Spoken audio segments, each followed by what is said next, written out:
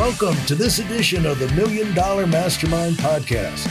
This is where we pick the brains of high achievers from all walks of life and get their hard-earned, real-world insights on winning. I'm your host, Larry Weidel. Let me ask you, what's your biggest point of pride in your business side of your life that you look back now on all of these things would, for you, evaluating, you're reflecting now, and you're saying, this is my mountaintop so far, and we'll reassess here down the road. Yeah, well, I would say, gosh, that's a hard question because I've been in business a long time. So I think a lot of my point of pride is that the products that we offer have changed lives in ways I didn't even anticipate. We've had people who have emailed us and told us that through the tools and the trainings that we offer, they've been able to leave abusive relationships, or that they've been able to start their own businesses, or that they have been able to get themselves off of drugs. I don't teach people how to get off drugs. I don't teach people to leave abusive relationships. I teach them how to have that self-autonomy, how to have agency. Right. I teach them how they can use their time better. And then they take it to the next step. Right. So for me, it's that the work we do isn't just the work we do. It's so much bigger than the products we offer. Yeah. And the thing you need to be aware of when you're writing books and doing podcasts and all of that, it can be dangerous to read the reviews and the feedback, because sometimes it just breaks your, it's just so True. Deep. It's just like, I can't read another one. It's just like out there and this, that, and the other. It's like, it's like, well, first of all, you get too much credit, because they give you all the credit, but it's all they don't know that there's zillions of other people who've read or listened to the same thing that didn't do a darn thing, or it went out there really worse, but so don't believe the hype or the criticism. Right. And That's you. But no, I'm talking about a measurable business achievement where, you went out there in the business world and boom, put your stake down and accomplished something that even the people in Forbes have to pay attention to. Oh gosh, that again is a big, because if we want to talk about my books, the fact that my books could be it. If that's your big one, I think that's probably my biggest one, is that you write a book and you're in a room alone. You're hoping that people are going to read it, and then to have people, we get emails from people all around the world who read my books, who it shifts and it changes. Having 8 languages of your book is a really big deal, because that's not something that just happens, or if you were to self-publish. Landing a major deal with a publishing house. And when I put out my proposal, I had 7 offers. My book went to auction, which was a really big deal for a first-time author. I think. Talk about that. Now, first of all, talk about the writing. You decided not to bring in a ghostwriter, but did you have an editor before you sent out these proposals? And did you have an editor? How far along was it? For the proposal, I had written 2 chapters, and I had my agent ask. I had him. How did you get an agent? How did you get an agent? That's a good question, because first of all, I didn't even know I was going to write a book until I was first. At first, I had publishers reaching out to me asking me to write a book. Oh, you never know you're going to do anything until you wind up doing it. That's so true. It's so true. But anyway, wait a minute now. Whoa. You had publishers reaching. How did they even know you existed until you wrote your book? Well, because I had the podcast. Oh, the podcast came first. Really well, right? So I had the podcast first, and writing a book has always been one of those things that's, I like to say, it was on my shelf, where it was like, I want to write a book one day. Since I was in 6th grade, I knew I wanted to write a book. Oh, did you? I did. I love writing. I just really find it's one of those things that I'm good at and I really enjoy. So I made the decision I wasn't going to write a book for the coming year. And you know how the universe works. 2 weeks later, I had a publisher reach out to me. We want you to write a book. Yeah. Like, what? I just decided I wasn't going to write a book because we had a lot of initiatives happening with the business the coming year. So it was really easy to say, not going to do that right now. So I thought, I don't know. 2 weeks later, maybe 3, second publishing house reaches out to me. We want you to write a book. What is this? Someone pours it in the water and the I know. publishers drink the same thing and they all get the same idea. Where does this? I don't know. It was one of those things where I was like, okay, this is crazy. Clearly, I need to write the book. So you know what I did? I told both those publishing houses, no. I said, no, I'm not going to write the book. You know why? I want to write the book that I want to write. I don't want to write the book that you want me to write. Yeah. I want to write the book on my own terms. This is why I'm an entrepreneur. Yeah, right. Yeah. Because I like to do things my own way. Yeah. So I took a step back. I asked around in my network of people, hey, does anyone know agents? I need to find an agent. People started giving me references. What is your network? What is your network? On your podcast or what is your network? Well, no, I like to my network of friends who are, I'm in several groups for, women in business and doing Talk about those. Talk about what kind of business, what kind of groups, because that's something that people might be missing. Yes. So one of the groups I'm a part of is for 7-figure and 8-figure women business owners. And we get together. We actually have a meeting in the next couple of weeks. And it's an opportunity to talk business. Are you going to get excluded when you go to 9 and 10 figures? No, I don't think you get excluded. I think you get to sit closer up at the front of the room, maybe. Okay. All right. But it's great because you're able to have these high level conversations. And, when you achieve 7 figures, you get to that new level, new devil, right? And so there's new things that you're dealing with. So it's nice to have a group that you can talk to and have these conversations. What's the great side bonus of that is not just that you're no longer on your own island by yourself, but you also have this network of people that you can tap for all kinds of things like, hey, I want to find a book agent. Does anyone out there know a book agent? And several people were like, oh, I know a person. Let me do an introduction. This is why relationships are so important. They really are, because you never know who's going to be the person who's going to connect you to the person that you really need. Yeah. How many of those women's groups are you in?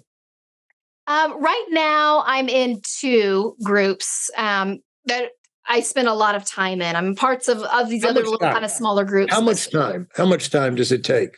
I try to dedicate. Your time is precious. Your time is valuable. And it's got to be worth it. And so that's why I'm asking. Yeah, well, I like that question because I think it's really important. I'm very intentional with it. So I try to spend at least 3 hours a week going in, checking in, seeing how I can support people. And then when people need support in these groups, sometimes I'll hop on a call with them or I'll do those kinds of things. How do you go in? What do you mean go in? What does that mean? Because a lot of times these groups are on a platform or an app. One of them is on, Patreon or Facebook groups or what? Where are they? Well, I'm not on Facebook, so I don't do Facebook groups. But I left Facebook last year as kind of a stance. Yeah. But a lot of these groups are on apps or on listservs. So one of them I'm on has a listserv through Google, and you get an email every time somebody emails the group. Right. And so that group is high achieving women who are in all different areas of, a lot of them have done TED Talks or they're doing, they're journalists for big companies and magazines and things like that. So I'm in that group and then in the business owner group. So about 3 hours a week on one or both? It kind of depends on what's going on, but I try to go into each of them for at least 15 to 30 minutes a day minimum to check in, see what's going on. Yeah. And some days more, some days less. It just kind of depends. I don't know if you've noticed, but I have sneezed twice. I never sneeze. But you brought up the COVID thing and that you might be coughing on here. You haven't coughed at all, and I've sneezed twice. Well, now that I've gotten past my COVID, I think I'll just send my immunity to you through the Zoom. Thank you.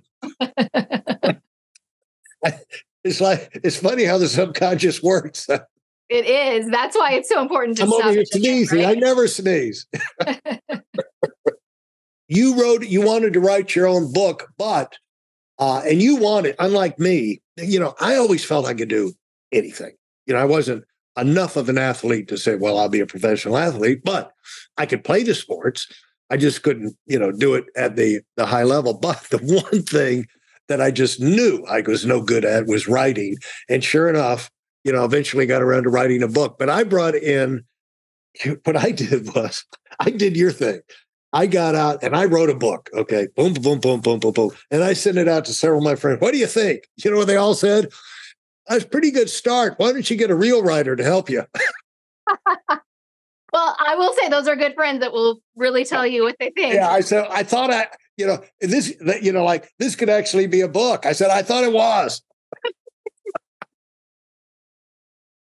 So I probably was right. I'm not a writer, but did you write it all yourself?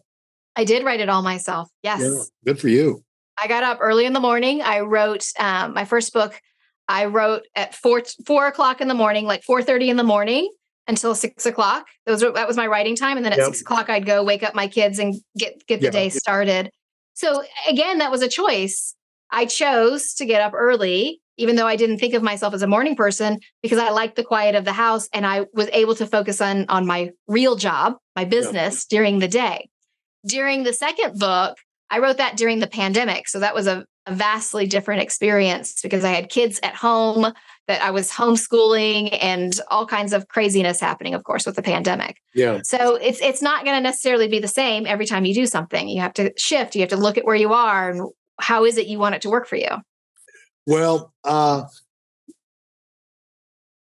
got all kind of questions to ask you. We got to wrap it up, but I'll ask you this. How disruptive was it to move to, pick up everything and move? Because it seems like you were had a lot of things going on. It's always big just to move across town to a different house, but to pick up and move like that with kids, Kids add a whole new element to all things, right? Yeah. But growing up, I moved 11 times before I turned 18. Yeah. So for me, the act of getting up and moving is really cathartic, and I really enjoy that. And to be honest with you, one of the things I do in my house is every 2 or 3 years, even if I'm not going to move, I pretend like I'm moving. I go through my house, I look around, and I do that assessment. Like, do I like what's in here? Do I not like what's in here? Okay, if somebody was looking at my house, would this closet look okay? Okay, I got to clean out this closet. And I spend, 6 months pretending like I'm going to move, even though I'm not. Yeah. So I think it's like anything else, it's moving out all the stuff, because it's funny when you do that exercise, you go in and you find things that are 2-3 years old that you haven't looked at, that you don't want sitting around, that if you're not intentional or mindful with it, are just going to sit in that closet for the next 20-30 years. Yeah. Right. And so same thing with your business. Clearing things out is really important. Pretend like you're moving in your business. Yeah, because clearing out clutter creates space to do more positive things. Absolutely. That can add value. And so thanks so much. This has been great. And do you have a parting word that you would like to pass on to the up and coming entrepreneurs of the world who will go out and do things 100 times bigger than you and I, because they've got all the advantage of Chat GPT and all the social media and all the, cell phone, just cell phones alone. I didn't have a cell phone. And, I had hundreds of people that I had to contact from a hard line with a, piece of paper with their phone numbers I carried around in my back pocket and got retyped periodically by my staff. But I ran that for, recruited hundreds of thousands of people. And so how, I have no idea. But, this upcoming generation should go out there and do what we've done at least 10 times bigger. And that's what I'm expecting. No excuses. But with yourself, you have something to pass on to these world beaters that are coming up? Yeah. Well, I think the thing is, I think a lot of times we get caught up in the big steps, the big giant leaps in life. And the truth is, it's the small steps that count even more. Yes. So if you heard something today that resonated with you, if you were like, ooh, that Pareto principle or the RCQs or anything we talked about today, if there was one thing that you were like, oh, I like that, I would encourage you to gift yourself, and I use that word gift very intentionally here, gift yourself 10 minutes to take action on it. Yep. 10 minutes is all you need. That one small, tiny action will build momentum, and it makes it easier to take the second step, which makes it easier to make the third step. And what you'll find is that just creates the momentum you want.